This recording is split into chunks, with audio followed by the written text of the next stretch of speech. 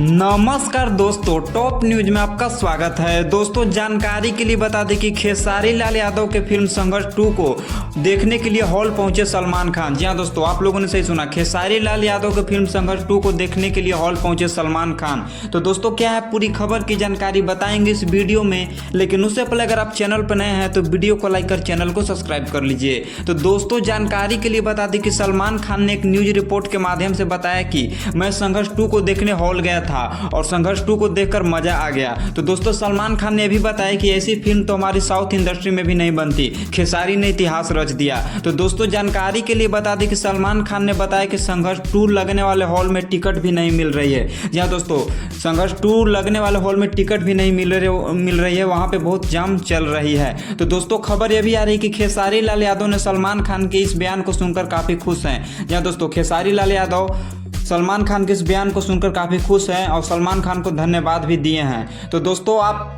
संघर्ष 2 को देखें या नहीं देखें कमेंट बॉक्स में ज़रूर बताइएगा, और ये वीडियो अच्छी लगी हो तो वीडियो को लाइक कर सब्सक्राइब भी ज़रूर कर दीजिएगा। दोस्तों तब तक के लिए इतना ही और मिलते हैं अगली वीडियो में।